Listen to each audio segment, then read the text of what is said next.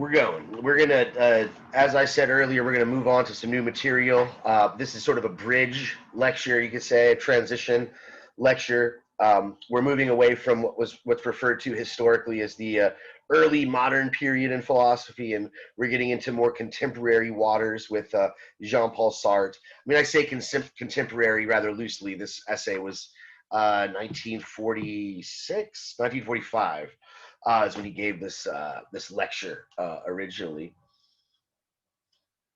But we're making quite a thematic shift here because we're moving on from epistemology, theories of knowledge, to more ethical concerns with Sartre's essay.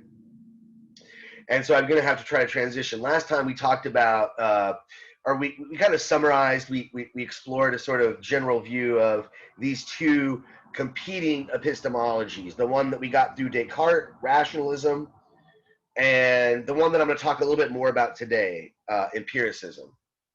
The one view that knowledge is always based on reason and understanding. This is Descartes' view, our capacity to understand basic primary concepts and to draw other truths from those using mathematical and geometrical reasoning. This is the kind of the Cartesian approach. But underlying it, the ultimate claim of all the rationalists is that knowledge is based on reason, not on our senses, not on experience. In fact, our experience can mislead us, and we have to extract from experience the universals to get to truth. To get, we get these more general, abstract understanding of things mathematically through Descartes and otherwise through Leibniz and Spinoza. We talked a bit about Locke and Berkeley in the last lecture I posted, but we didn't really get that much into Hume. So I want to talk a bit about David Hume today as a representative for the empiricist. This will lead us inevitably to a discussion of Kant, whose name you can see at the bottom of the screen there. Kant was largely responding to Hume, and he was also responding to this general debate anyway between the rationalist and empiricist, and he comes somewhere in the middle, right? He starts his career, his philosophical career, as a fairly well-respected professor in modern-day Prussia, in Heidelberg, yeah, I think that's, no, Königsberg, sorry. Modern-day Danzig or whatever, Gdansk.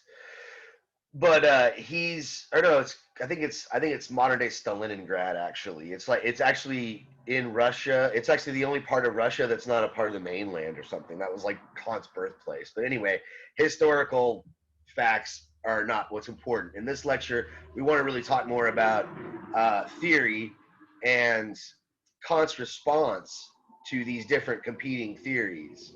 But we need to speak a little bit more about David Hume and get kind of a general view of his philosophy and his attack on some of the other philosophers that came before him. And then that will get us into Kant.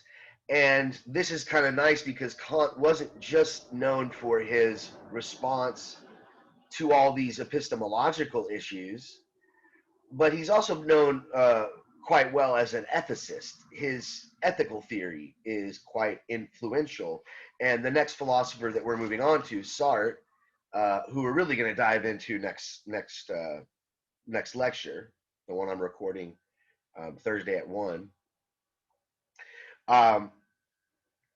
Kant's ethics, again, it's just as influential, I would say, as his theories of knowledge, his epistemological theories.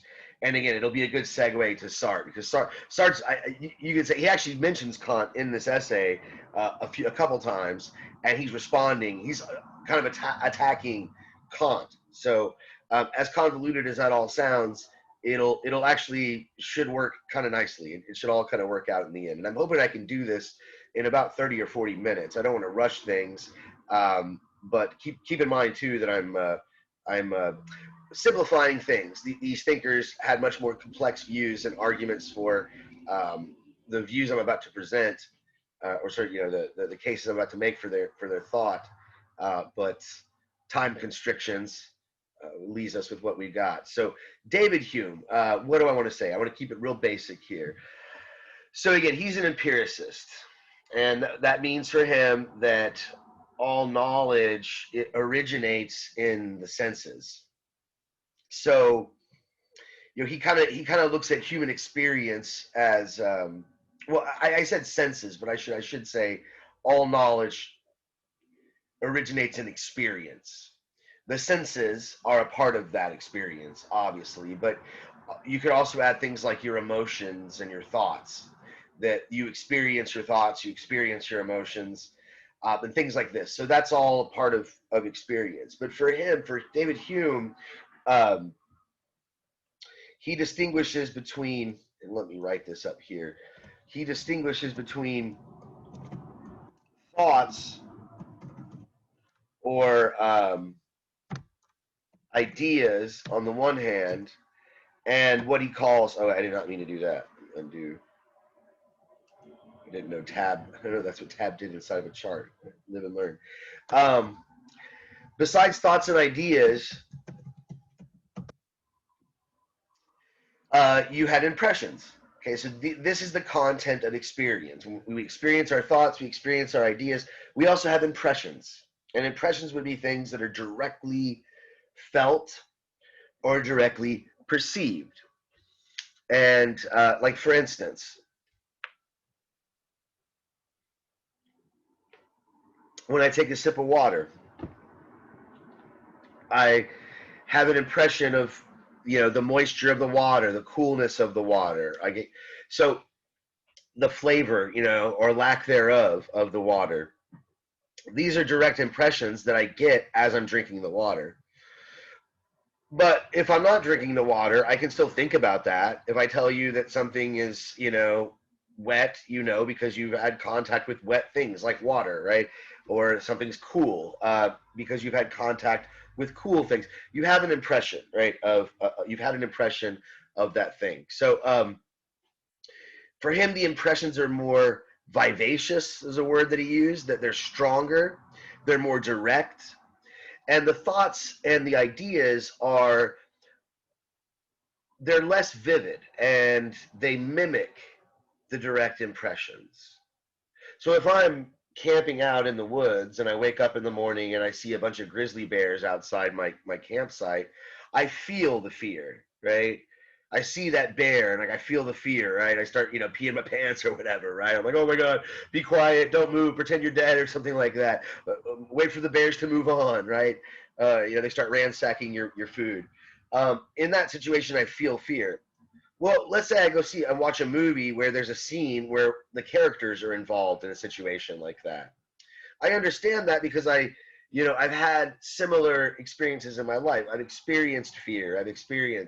But obviously, even if the movie's good, it won't be as scary as actually having the impression of bears outside your tent. You'll understand why the characters are scared, and maybe if it's like a very well directed movie, it might kind of make you a little scary and creep you out too.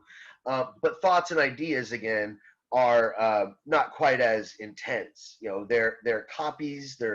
They mimic impressions for Hume. And when we think about the limits of our thoughts and our ideas, this is a theme that Kant picks up on. What is the limit of my thought? What is the limit? What is my mind really capable of? And Hume tells us that our mind is actually much more restricted than we might assume at first.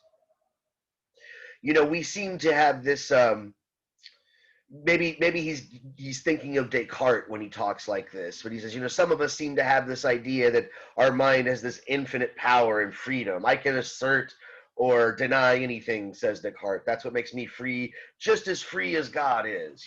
I'm no more free, no less free than God. I can't do as much with my freedom because I don't have all the power and wisdom and stuff. But for Hume, he says, no, actually, the liberty of thought is limited within very precise confines. What are those confines? He says you can't think about something, you can't have an idea about something unless what? What must be the case for Hume? Anybody have a guess? Well, not seeing anything. So no one's peeping in. I'm gonna go just answer. You can't have a thought or an idea of something unless you've had an impression of it, a direct impression of it. So, for instance, if you've never, let's say you've never tasted an avocado, would you be able to understand what the term avocado flavor meant? You know, you would, I guess you would know what it meant. Oh, it tastes like an avocado, but would you really understand it? You wouldn't really have. Doesn't even, maybe somebody in here, it's pretty rare, but there's some people that have never tried guacamole that never had an avocado. That's pretty rare in Texas. Um, but imagine you met somebody that never had tasted an avocado. How would you explain that to them? How would you get them to understand that? David Hume would say it's impossible. It's not until they actually taste that fruit itself. I think it's a fruit, right? It grows on a tree. Um, that fruit, once you tasted it, then you have the corresponding idea, then you have the corresponding thought. But until then, you don't. He mentioned, if you've been blind from birth and you've never seen, you never had sight, you never had that sense, you wouldn't know what red looks like. You would have no concept. You might hear that people speak of colors, but that would really not correspond to anything in your mind, or anything in your ideas. And he says, well, there's a few things you can do with your impressions. He'll grant you this.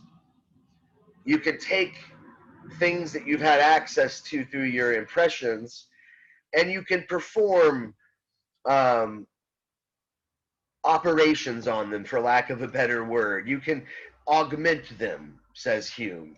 For instance, you can imagine a golden mountain, he says, even though there's no such thing as a golden mountain, because you've seen gold, you've had experience and impression of gold, and you've seen mountains, and you're just taking those two thoughts and you're combining them. So for Hume, you have your impressions, and you're able to augment them, diminish them, and compound them, as he puts it. Take one thought and compound it with another. Diminish, make it smaller. Augment, make it greater.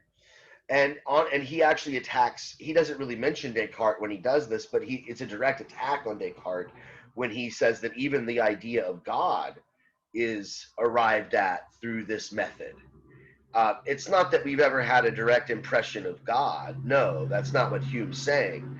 But the idea of God is simply the result of augmenting what we have had an impression of. So we've had an impression of greatness. We've had an impression of uh, goodness, charitable actions.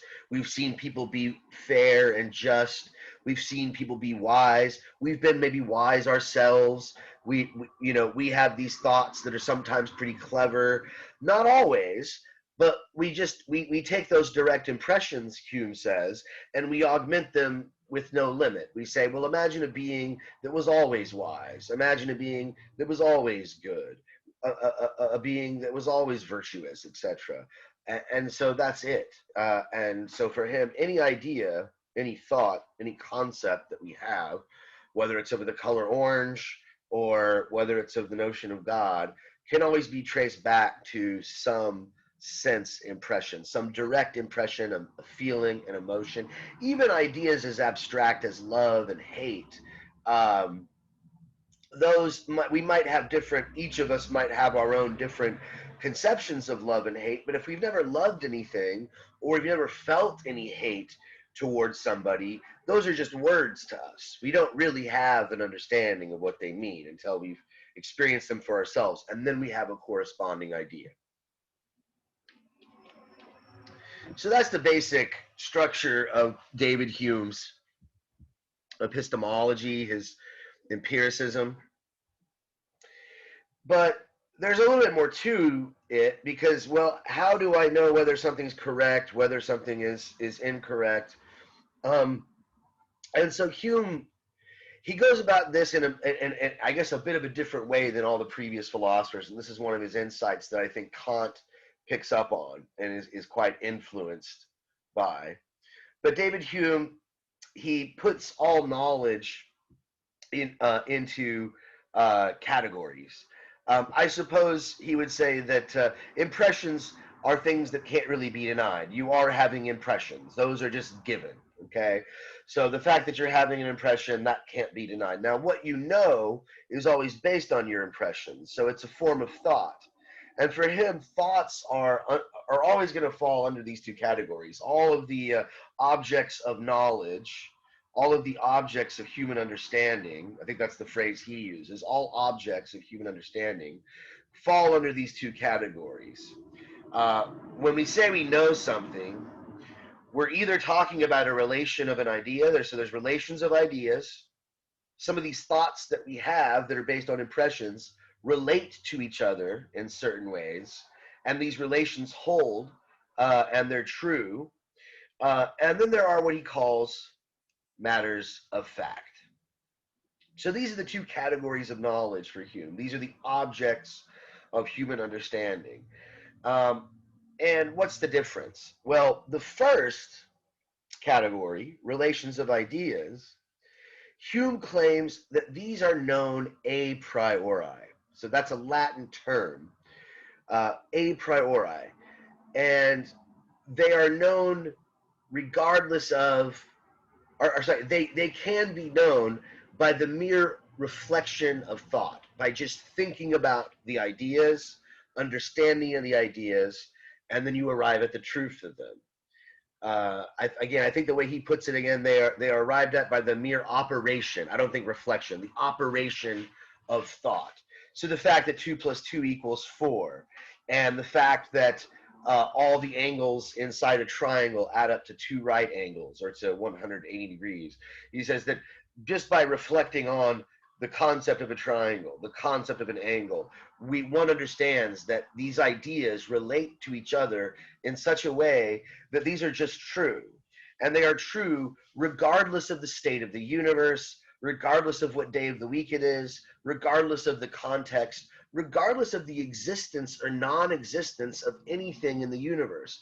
All human life could cease to exist, and 2 plus 2 would still be true. All the facts about Euclid's geometry would still be correct. So for Hume, there's a very small, what's the word I'm looking for?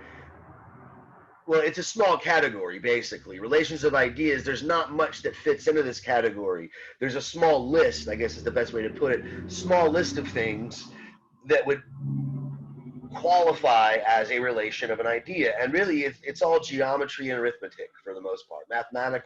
Mathematical reasoning, geometrical reasoning. These are the only things that are a priori. Hume would maybe allow for some form of formal deductive logic. I'm not really quite sure where he would stand on that, but formal logic, things like that, those are a priori. You know that the principle of non-contradiction is just true.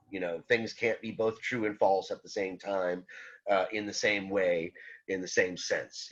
That is a priori. Now, a posteriori reasoning, he's going to say, is about everything else. Everything else is known not a priori, but a posteriori. It requires you to know the state of things in the universe to know the truth of that statement. So if I say, this is the example he likes to use, if I say that the sun will rise tomorrow, I don't really know that the sun will rise tomorrow when I say that. I won't know it until when? When will I know for sure, for certain, that the sun will rise tomorrow? Any guesses? According to Hume, I won't know until tomorrow, right? And so I can't know till after, post. Okay, so this is a form of a posteriori reasoning. I don't know the sun will rise tomorrow until it actually rises tomorrow. And he believes it will. I think a lot of people misread Hume as having a much more extreme skepticism than he really does.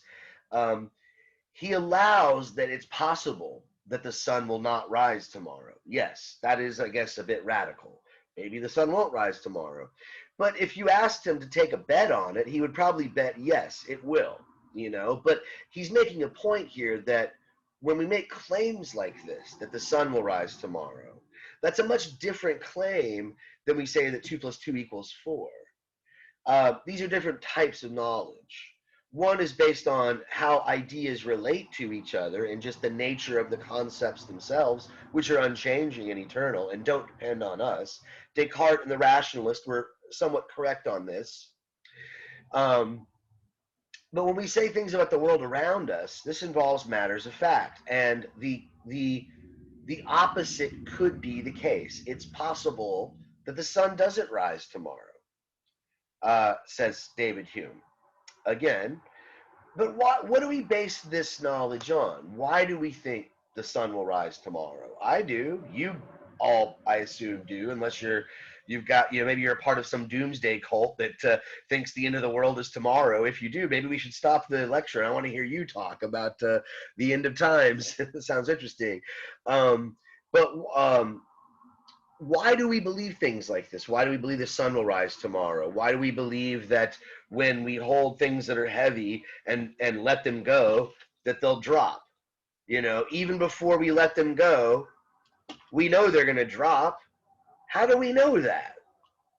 What is that knowledge based on? Why are we so confident in that assertion? No guesses? It might not be the best reason, and Hume's going to kind of attack it, but he says, actually, it's fine to believe it. I believe it. I believe the bottle will drop if I don't hold on to it. I believe the sun will rise tomorrow. But why do I believe these things? Well, according to Hume, I believe them because it's always happened that way in the past. Every time I hold something heavy in my hand and let it go, it falls. Okay. Every time I wake up in the morning, the sun is rising or has risen, depending on how late in the day I wake up. Okay. And so it's happened this way in the past. There's a connection between this event and some other event, this time and this sun rising, this lack of restraint and this falling or whatever. There's a sort of connection between cause and effect that I assume is going to continue into the future forever. And for David Hume, this is kind of fine. This is all fine and dandy. It's okay to use this reasoning, this form of reasoning, to go about our daily lives. If you go to the same cafe every morning to get your breakfast, and they make a good breakfast and it's affordable, and they got good service and it's a good clean environment and all this stuff, and it's a healthy breakfast, and you've been going there for, let's say, 4 or 5 years, you're like, dang it, every day for the last 4 or 5 years I've been coming to this place. It's my regular spot, Monday through Friday, come here before work, good food, good service. So tomorrow, same thing is going to happen. I'm going to go in there, get my good breakfast, and usually kind of sort of works. But does it always work? Does it work forever? Is that a universal law of nature? No, says Hume. And nothing, it's possible that you go in there and you get some really crappy service.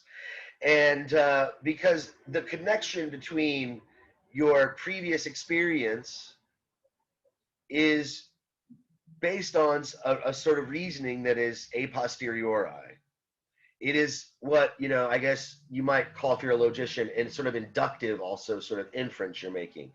You're basing the future on a pattern that you've noticed in the past, and you're assuming that pattern is going to continue on indefinitely into the future. And we all know that this doesn't always maintain, says Hume. So if I go to the cafe, maybe the cafe gets a new manager, they get a new cook, maybe the economy tanks and the prices aren't as affordable, they have to raise their prices. All sorts of things can happen that I don't know a priori. I can't predict with absolute certainty. And when I make predictions about things, and when I make assertions about things, maybe not even predictions are even more iffy, but if I even make assertions about things, they're even true now. If I say, for instance, that my friend is visiting Europe, Probably not, because COVID's going on. Well, let's say I have a friend in Europe, he lives in Paris, let's say. How do you know? How do you know he lives in Paris? Well, because, I saw his pictures on his social media and he's hanging out in Paris and all this stuff. Well, do you know a priori? Is that enough evidence to know a priori that the guy is in Paris for certain? Well, I trust him and I believe he's in Paris. Why would he lie to me? But he could fake this stuff. Maybe he took that picture at the Eiffel Tower years ago and he time stamped it for today or something like that. I trust my friends. I trust the people that I, associate with. So I'm going to assume the best and assume that he's not deceiving me. But it's not a mathematical certainty. It's not an a priori certainty. I'm making an assertion about something I can't see, that I don't have an impression of, based on something I've seen in the past. And Hume says that this is fine to do. We just don't want to do it when we're applying it to metaphysics, when we're applying it to metaphysics, the universe at large. If I find a watch on a beach, let's say I find I'm on a deserted island. It's just this empty island. There are no inhabitants, and I find a watch on the beach. David Hume says, well, I can, with confidence, assert that there must have been somebody here. Watches don't just wash up on the beach, right? Or maybe it washed up, but that watch came from a person. That wasn't a naturally causing thing. But the only reason I'm able to make that judgment, says Hume, is because I have previous experience of watchmakers, of human beings, and things like this. The problem is that philosophers, and this is where we get into metaphysics, they make these sort of inferences about the universe at large, and a lot of them use this sort of reasoning to assert things about the creator. They say that if you look at the universe is like a watch. It was obviously manufactured. It operates according to these precise laws of physics, these rational a priori laws of physics that are unassailable. And there's such a divine order to all that there is that it must have been designed. It must have had a designer. And Hume wants to resist this sort of use of cause and effect, this sort of use of, he says, you're applying your own experience to the universe at large. And he thought that that was kind of arrogant, that we were making the human standard of understanding the standard for all the universe, and that we couldn't fathom how the universe was created. Perhaps we were finding order in it because of our own vanity, because, we just focused on things that we could kind of nicely and oversimplify and break down and things like this. But one of the typical arguments that the theologians and the more religious philosophers will use is that there's a sort of order to the universe. Just like there's a sort of design and an order to Mount Rushmore, for instance. If you're familiar with Mount Rushmore, if you go visit Mount Rushmore, obviously those faces that are carved up in the rock didn't just naturally occur. Some human being with intelligence went up there and had a plan and carved the faces up there in the rock for that memorial site. Well, that argument is applied to the entire universe. The idea is that the universe has so much order to it, it looks more like Mount Rushmore than just some naturally occurring mountain. So it must have had a creator. Hume hates this sort of reasoning. He says you're applying human activity to divine activity, and that's a misuse of reason. Of course, we can look at Mount Rushmore and know that perhaps, and maybe it was naturally, but the probability is very low that naturally occurred. The probability is very high that was an artifice. People went up there and carved those faces away. We know that because we know what a regular mountain looks like versus one that has been chipped away. And so this Hume would say is based on our experience.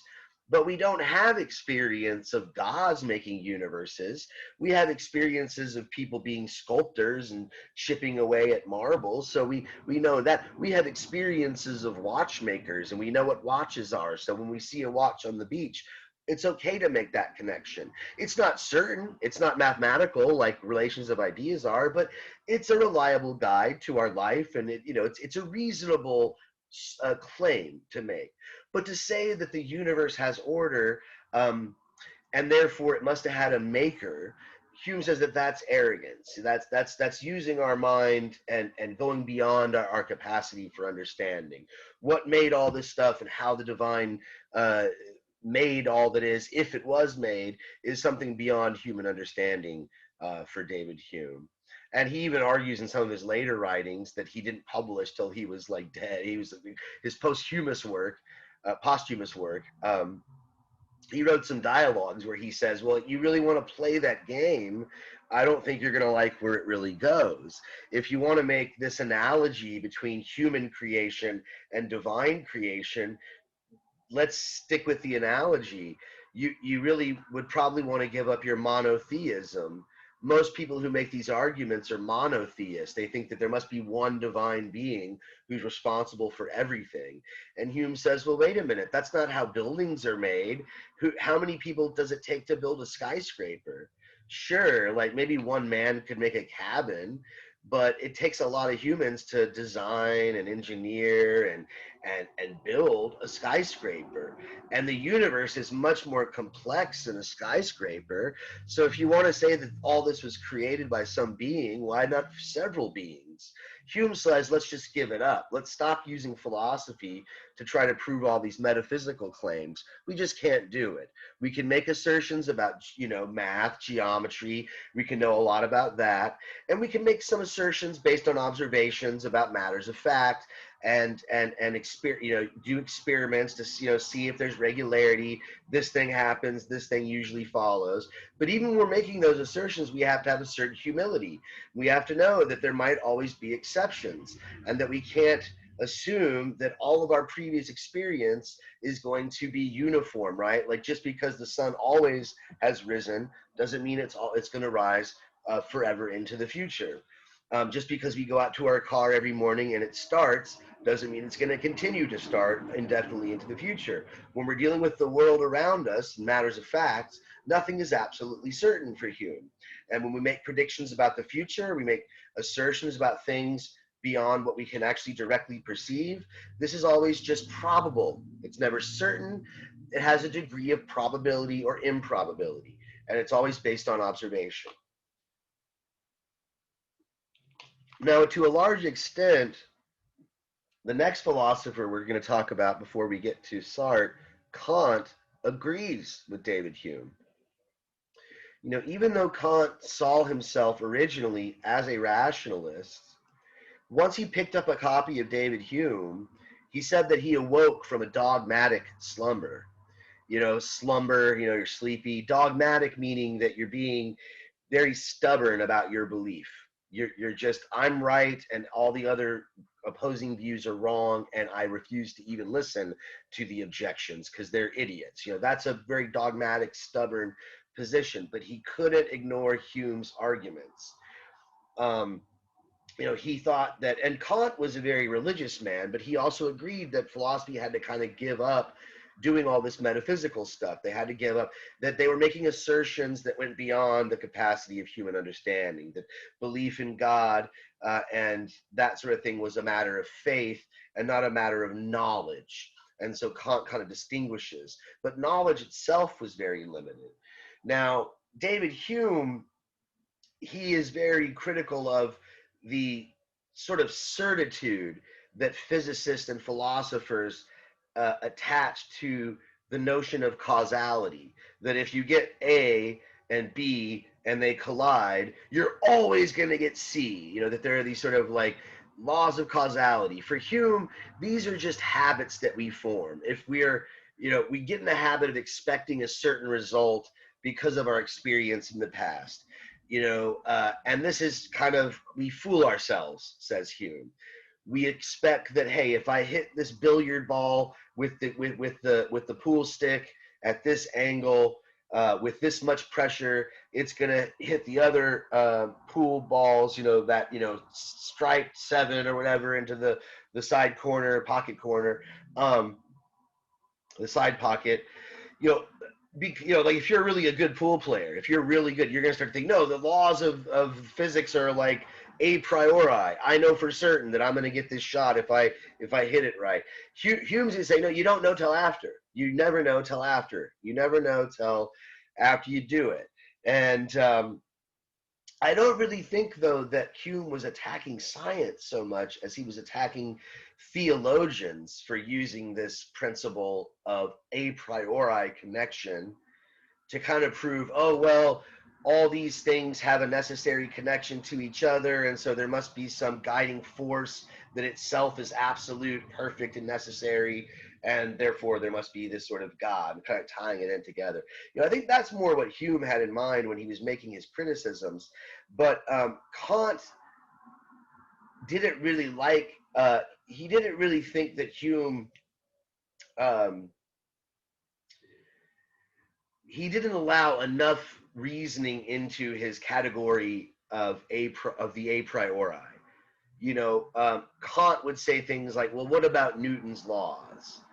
Aren't those a priori? Those are those are things that they tell you about experience. They tell you about experience, but they are necessary. They are a priori. They're about things to do with matter. They're if you know Newton's laws. Anybody know any of Newton's laws? Maybe I should at least give you a couple, like the law of inertia, the law of conservation. No one knows Newton's. You probably know them. You just forgot them. You learned them probably when you were in, last time you took a science class at some point in your educational career. But so Kant says, what about things like for every action, there's an equal and opposite reaction. And objects in motion stay in motion unless they're acted upon by an outside force. Objects at rest stay at rest unless they're acted upon by an outside force. So Kant was not only was he in love with Hume and he liked Hume's philosophy, but he also was in love with Newton's physics. And he's like, I think Hume is overlooking some of the knowledge that we do have that is a priori, and one of those would be Newton's laws. You can know with absolute certainty that for every action, there's going to be equal and opposite reaction. And this doesn't have to do with the relation of ideas. This doesn't have to do with how the idea of matter and energy relate to the idea of force or movement and all this sort of stuff. They have to do with physical things that actually exist in the world, matters of fact. This object collides with this object, there's going to be an equal and opposite reaction by each object. So Kant wants to kind of save this. And not only does he want to save Newton's physics from Hume, he wants to say, no, I guess Hume's kind of right. When the guy's in the pool hall and he hits the pool ball, he doesn't really know if he's going to make his shot until he takes the shot. So that is sort of a posteriori. But what we do know for sure is that when he hits the ball, it's going to follow the laws of physics. Sure, maybe somebody might open the door to the pool hall, and even if he hits the cue ball perfectly, exactly how he wanted to, somebody opens the door and a gust of wind comes in and screws up the air pressure, and it goes off course slightly. Or maybe there's a pebble, but for Kant, he's like, but all those can be taken into account, and those are part of physics. And so Newton's laws are always going to hold that, yes, the wind interfered and the little pebble under the felt of the pool table interfered, or maybe the pool table wasn't perfectly level or something, but the object still followed Newton's laws, Kant would say. So those laws are still a priori, and they're things that we know about the world around us, about things that happen. And so we can make predictions about matters of fact with pretty good accuracy. And so this is sort of a way of saving Newtonian physics. At least this is how Kant sees it. By the way, I'm having a tough time explaining all this stuff because, for one, Kant especially, and Hume to a lesser extent, are very difficult philosophers to explain. And two, I'm trying to really oversimplify it so we can get to the next material pretty quick. I want to get to Sartre. I don't want to spend too much time on this stuff, but we're almost there. I wanted to say that because I feel like I'm selling both these guys short. I think they're both really smart, and they have way better arguments, I think, for the views that I'm presenting here than the sort of um, abbreviated versions that you're getting. But Kant, and this is where we're going to end class today, because I know a lot of y'all showed up a bit late. At the outset, I warned everybody that I've got an appointment I've got to make at 12:30. I could be a little late to that, but not too late. So I'm not going to lecture the whole time. So I'm just going to go on for about another five or 10 minutes. And on Thursday, we're gonna dive deep into Jean-Paul Sartre. But back to Kant, right? He wants to save Newtonian physics. He wants to save he thinks it's under threat from Hume's arguments. I'm not. That's debatable. I don't think Hume really had Newton in the crosshairs when he was making his arguments about cause and effect. But nevertheless, Kant feels he's obligated to kind of salvage Newtonian physics, among other things. But there's another form of reasoning, another type of judgment or type of knowledge that human beings can have that is a priori. And it's not geometry, and it's not arithmetic, and it's not Newtonian physics. It's morality. So Kant thinks that through reason we can arrive at a priori ethical laws that we can know without knowing the context, without knowing the outcome, without resorting to any a posteriori reasoning. I don't have to know where I'm at. I don't have to know when I exist. I don't have to know what the results of my actions are going to be. I don't have to know any of this stuff to know what's right, to know how to act ethically, says Kant. And that's sort of his argument, right? That ethical laws are a priori. The right thing to do is always the right thing to do. It doesn't change. And he gives us a couple versions of his ethical law. Sartre mentions one of them in his essay, so we'll get to that one later. But one way that he puts it is that you should always act in a way so that the maxim, and that would be the reason, your own reason, the maxim of your action could be a universal law. So basically, when you do something and you treat somebody a certain way, or you act a certain way in society, you have to ask yourself, why am I doing this? What's my justification for it? And then you have to ask yourself, would that be a fair and good justification for everybody? What would happen if everybody followed that? Like, for instance, let's say I lie to somebody, I tell a lie because I want to get something out of them. Kant's example, he says, I want to borrow money from a friend, and I know I'll never pay them back. I'll never be able to. But I'm in trouble financially, so there's no way I'm going to get out of it unless I borrow this money from my rich friend, or I'm going to be homeless or something. And I know if I tell him that, he's not going to loan me the money. So is it okay to lie in that situation? Kant says no.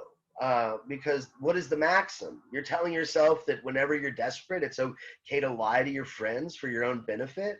You might get away with it. You might, maybe he won't be your friend anymore. Maybe he'll forgive you, and no consequences will come of it. But what you did was still wrong, he says. If you made that a universal law, he says, it wouldn't even work. If everybody lied anytime they needed something, then no one would believe anybody. And so it's sort of self-defeating. What if I made it my maxim to always ignore traffic signs? That's my example, right? What if I said, I don't like traffic signs. I don't like following traffic laws in general. I'm going to do whatever the hell I want. Well, Kant says, well, maybe you could do that if you're like, good luck. You're probably going to get in an accident eventually. But what if everybody did that? What if it was a universal law that nobody ever followed traffic laws and everybody ignored them and they just ran stop signs and stoplights and all that? That would not work. It would be chaos. So the sort of the, and for Kant, that's a priori, that moral law is a priori, that anything you do has to be based on a reason that is universally acceptable in all context and would not be self-contradictory or self-defeating or something like that. Now, Sartre mentions another form of Kant's moral law in his essay, so I won't get into the details of it, but basically it's that you don't use people for anything, or if you do, you always have to respect them as intrinsically valuable, as what Kant calls an end in themselves, and you can't use them. But the point is that you have these a priori rules of not just physics in the physical world, but of action, of how one should act, what the right thing to do is, a moral, ethical law that is a priori true in all contexts for all people. And Kant thought that this was quite an insight of his, and some agree. His approach to ethics is one of the most popular approaches to ethics even today. But Sartre, you're going to see, doesn't buy it, right? Sartre does not think there is such a thing as an a priori ethical value. There are no moral values that are a priori, and this gets him in trouble. People accuse Sartre of having no ethics, of basically justifying anything, or not being able to not being able to justify or condemn anything. Anything goes in Sartre's philosophy. You could be a murderer or a saint.